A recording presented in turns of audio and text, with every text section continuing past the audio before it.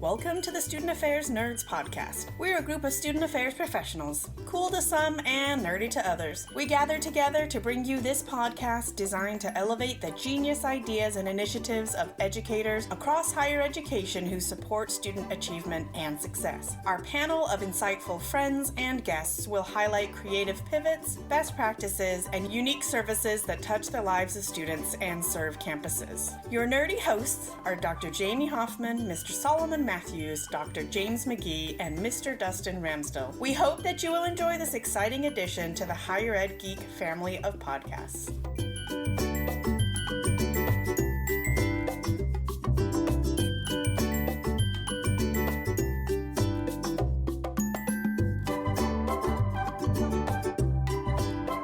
So we are here for this episode, sort of a overarching, broadly applicable, evergreen topic, learning from mistakes, something that continually happens for any sort of higher ed professional out there and all the different things that we do in our roles, whether it's working with students, working with our colleagues, or anything like that. You know, it's just something that we have to be open to. We have to be open to the fact that we may not know everything all the time, and we may just, fumble and stumble sometimes, but take those as opportunities. So this topic kind of just came to me, felt like it'd be good to cover with the group. We'll each share an anecdote, something that's sort of relevant to those kind of learning moments, educational opportunities, and just learning from mistakes. So I will kick us off as usual. The one I always think of, because I feel like this comes up sometimes for like interview questions. And the thing that always comes top of mind is when I was in grad school, I worked in Res Life as a grad. And when we were getting ready for opening, we had, the little folders with all the keys. And we had to, just make sure that keys didn't get mixed up because, students checking in, checking out, and then the student staff might have just slipped them into the wrong folders. We need to make sure the right keys go to the right rooms and everything. I felt pretty confident. I was like, you know what? I don't think that was a major issue. I think we did a pretty good job with that. Let me spot check a couple, things look good. Then we'll just kind of go from there.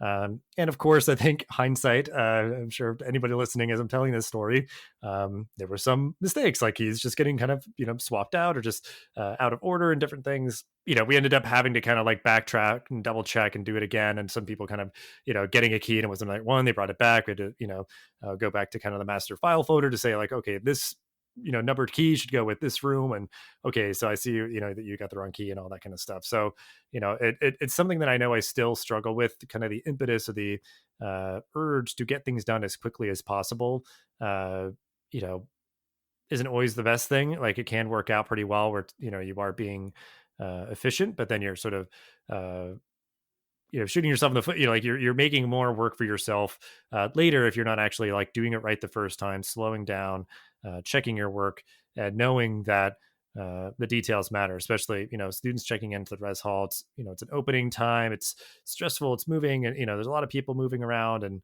a lot of emotions. So if something like a key not working, that's kind of a bad first impression. It's just more work for people. So it's something that, again, I continually try to keep,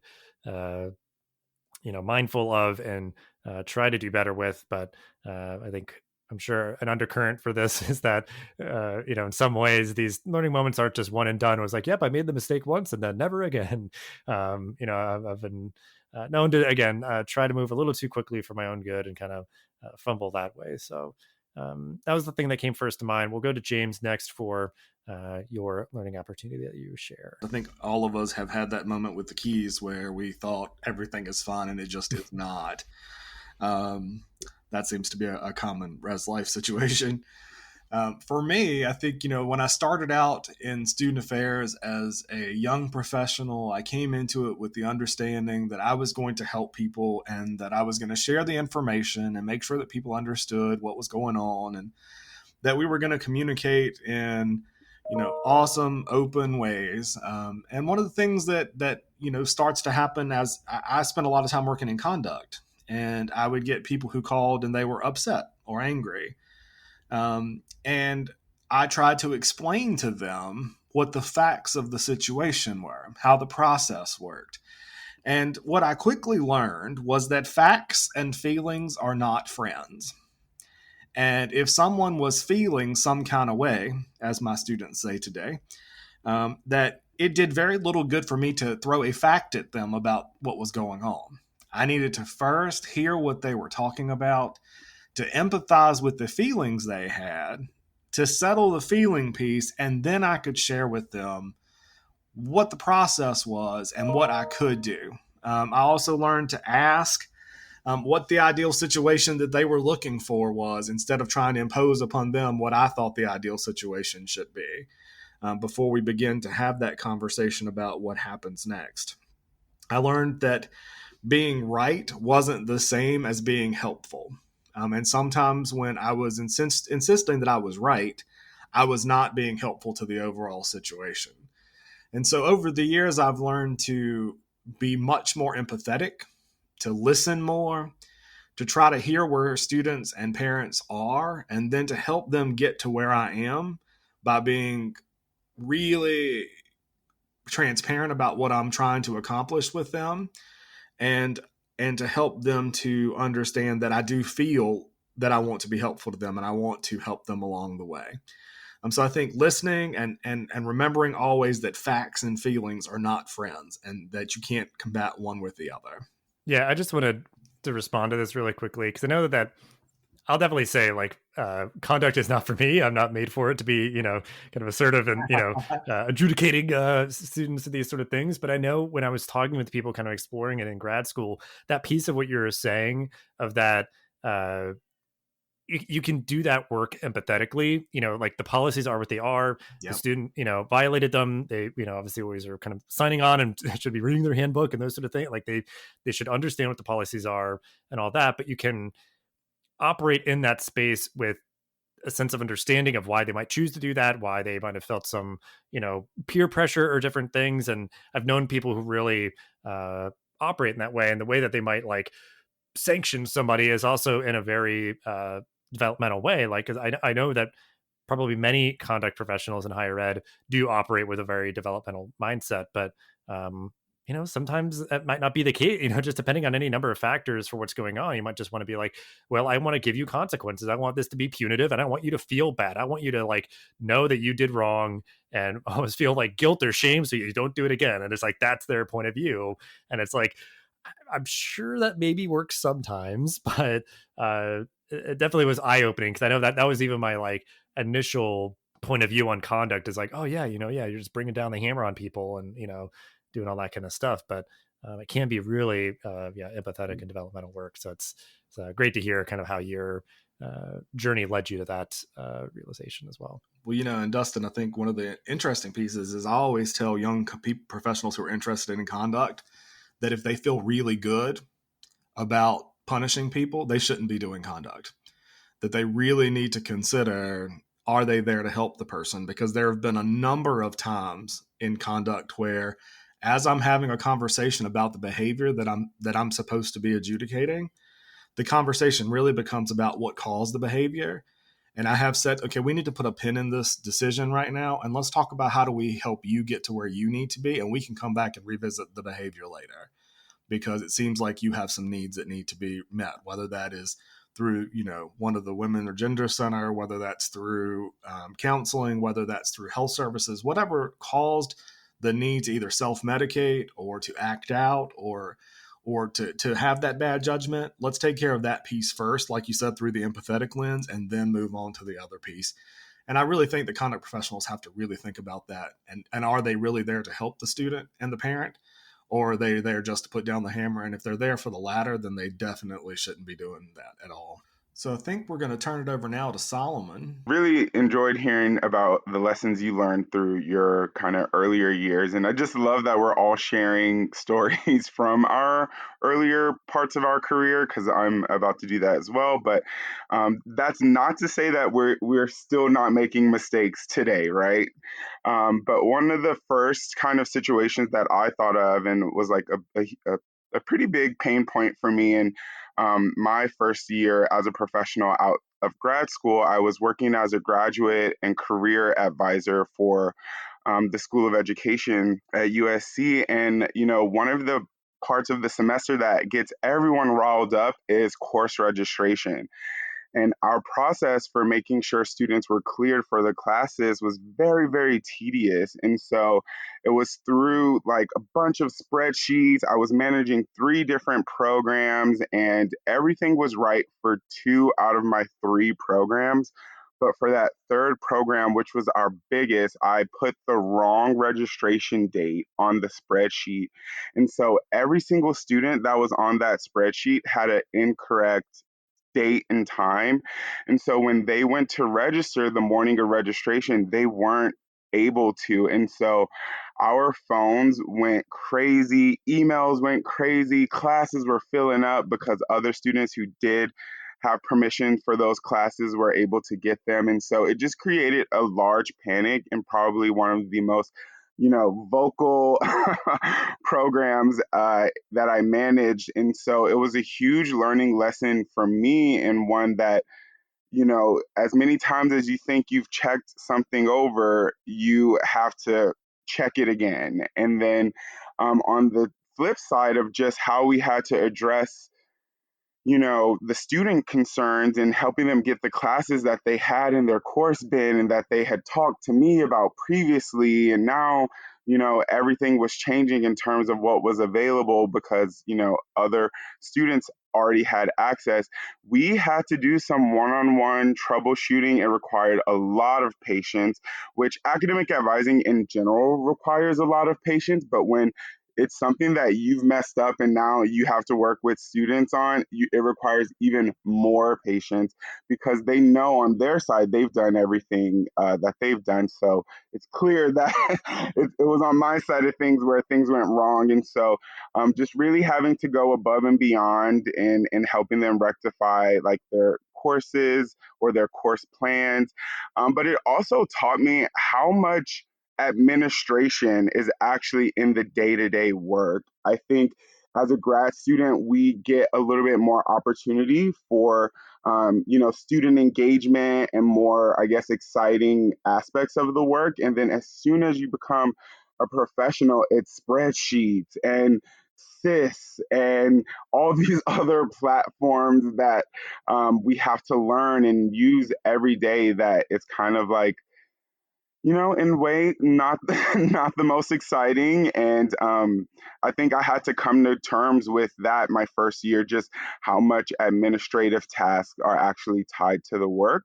And I actually still struggle with that a little bit at times because obviously that's not, what motivates me to get out of bed every day, but I understand the role that it plays in how we work with students and what we do for them. So that's my little anecdote there.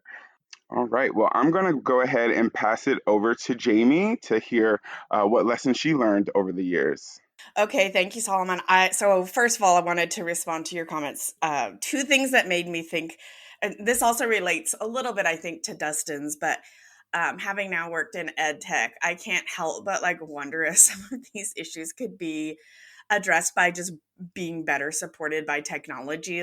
Really is a spreadsheet the most efficient way to achieve that goal? There's got to be a better way to even automate it for more accuracy. But the other thing I just think about too is is it really the best use of university resources to have trained professionals, master's degree, some doctorate, trained professionals with all of this expertise, spending their time dealing with keys or dealing with spreadsheets, etc. I mean, even in my role, I do handle some logistics as well, but I sometimes wish we could wave a magic wand and start from fresh on how to really staff to our needs and optimize the expertise that people bring.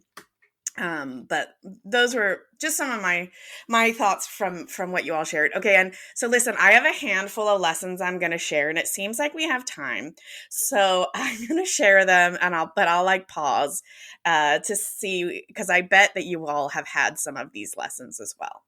Okay, well, first of all, one of my tactical misses is similar to Dustin's, in that I'm almost, I don't even know if you can tell, but I'm almost embarrassed to tell this story. And it was probably 10 years ago. Wait till the next one. That one's even more embarrassing.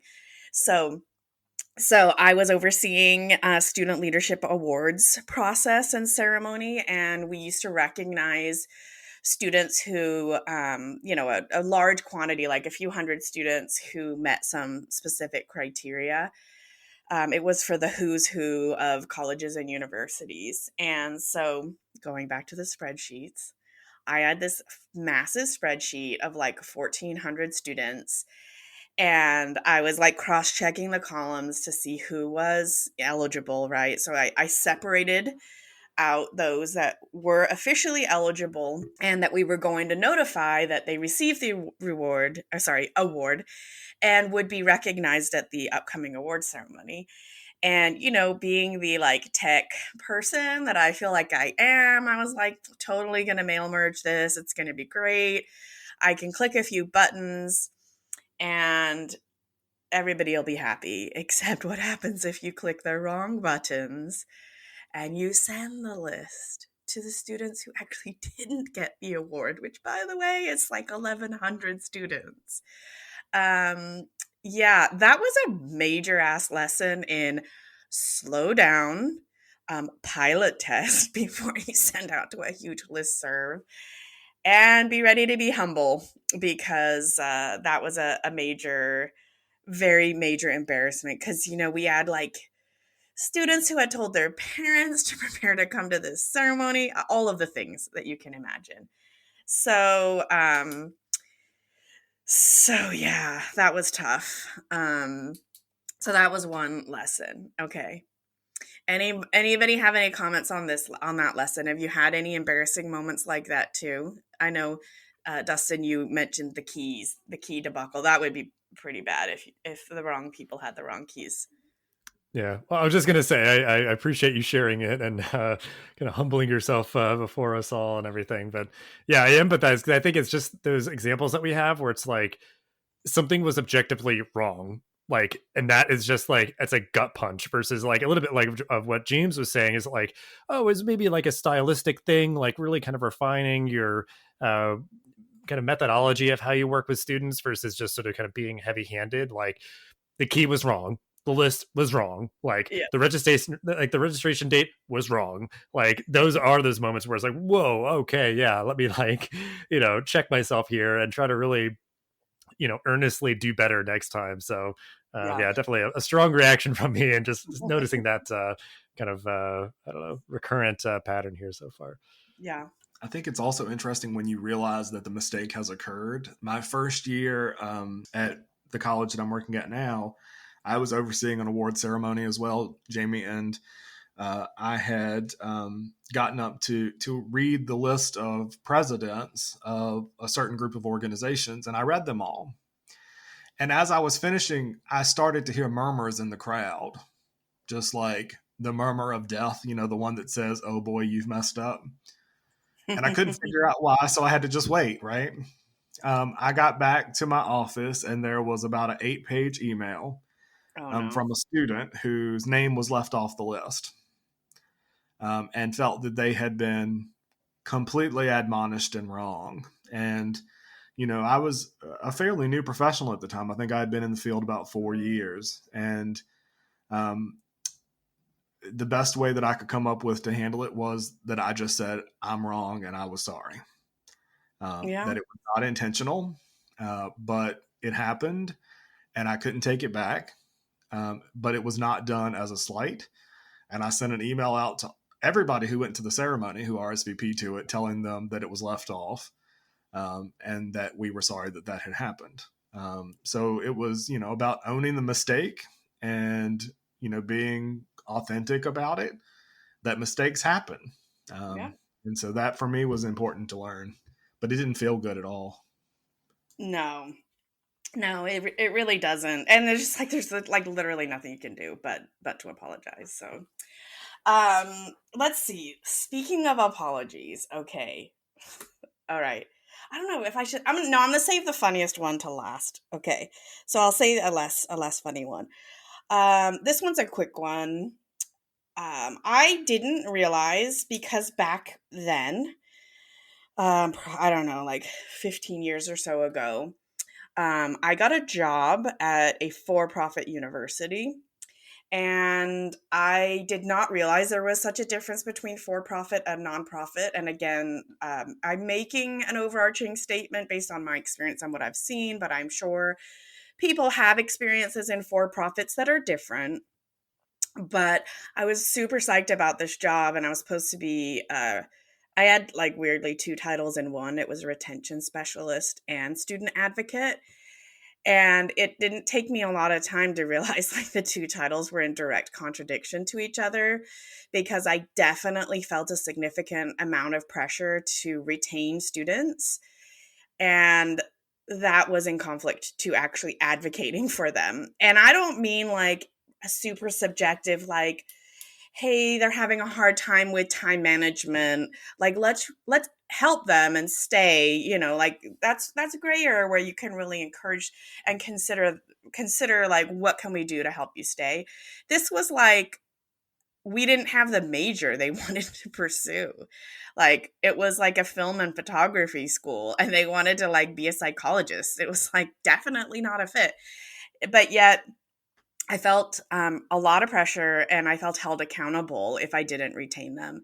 So I think the lesson to me for that, reason I wanted to share it, was for folks to go in to any scenarios like this, really prepared to ask appropriate questions on how your success is measured, because I wish I would have really known more of what to ask about their environment, and I would have hoped to have avoided that experience. It took me, almost a year to find another fit that was better. So that was a learning lesson for me as well. So please ask the right questions to avoid that. Another quick anecdote that I learned was, I've talked about this on various podcasts I've been on, but I always put like a specific job on a pedestal, which was being a faculty member, and which is ironically how I know Solomon and James. But I always thought, when I got my master's, like, this is it. This is what I want to do. I also had, quite frankly, put like the concept of elite schools on a pedestal, like a USC. Again, ironic, since that's where I met Solomon and James. And when I started in the job and I began working at USC, and I have many, many great relationships with students and colleagues.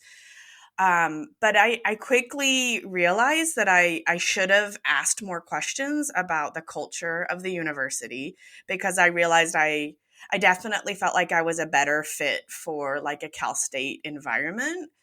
And I won't go into a lot of depth because I don't want to offend anyone, but it was just something that I learned through that.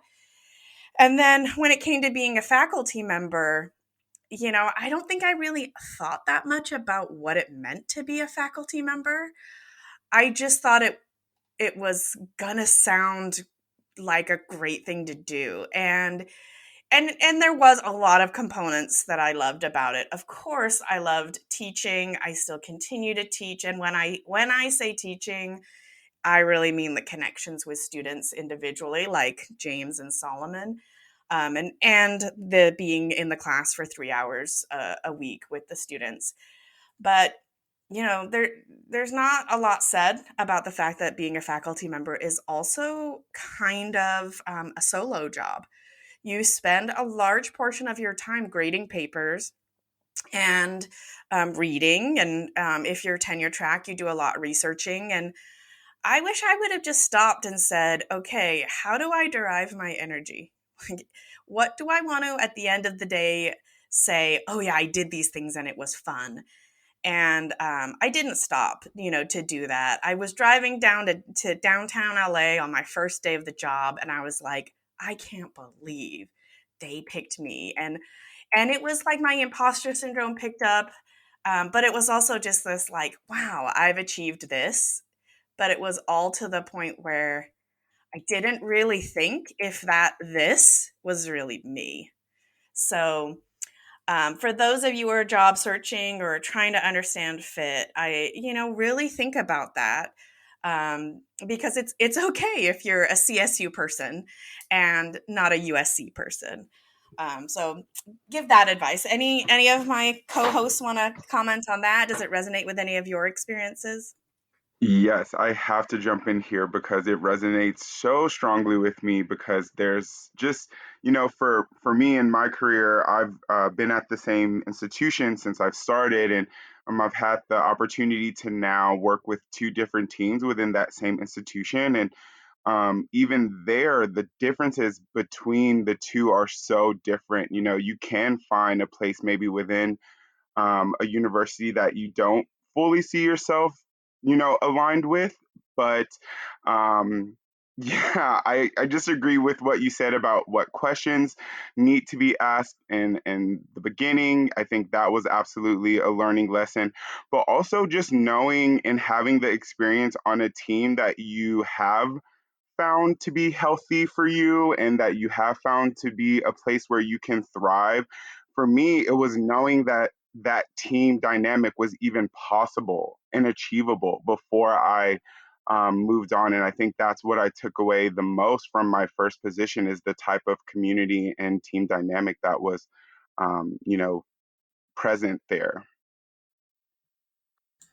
Yeah, and I think one of the things in student affairs, particularly that we do, is we sort of idealize promotion and rising up the ranks in student affairs, but we forget that the higher we go in student affairs in terms of position, the further in the structure we are away from the reason we got into the field, which is the student. And so we have to intentionally reach out to students to spend time with them. I find myself having to intentionally leave my office to go to the student center, to walk around, to sit down at a table and have conversations with students and engage with them in ways that feel authentic to me to get my job done. Because I could spend all day, if I wanted to, just going to meetings and dealing with administrative items instead of doing what I really love about student affairs, and that's helping students be successful. And so I think you have to ask the right questions about your accountability and also figure out how you're going to incorporate the things you love about your job into your job as you begin to look to move on or advance or to change fields. And so I think that's just something that I've learned over the years to do. And so, Dustin, I think you had something. And I'll bring us home here.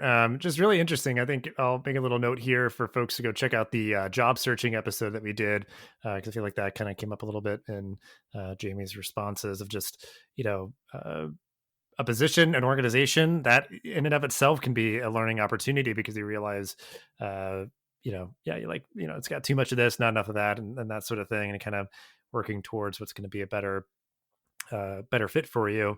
But the other thing, I think the sentiment I just want to end on is that, all of us shared all these things and we're still here, like it can often feel, that these mistakes or things could be the end of the world. It's, just sort of world shattering and everything. But you have to take them as those humbling learning opportunities. And, so many of the ways that we all shared where you own it, you make it right, and then you keep on moving forward. So hopefully that was, all the stories that we shared were reassuring in that way and help you all to reflect on your own professional journeys and these sort of similar moments. So feel free to share them with us, any other topics, guests, and different things that we want to have in the future. But thanks again to everybody for hanging out, sharing all that you did. And thanks to you all for listening to this episode. Thanks for listening to the Student Affairs Nerds podcast. For more information about the show and hosts, visit our website at studentaffairsnerds.com. Follow us on Twitter or Facebook at SANerdsPod to get the most recent updates about our show. If you have a great idea for a show, we would love to hear it and we'd love to feature you. Send your show ideas to sanerdspodcast@gmail.com. And if you think our show is pretty great and totally nerdy, please leave us a review.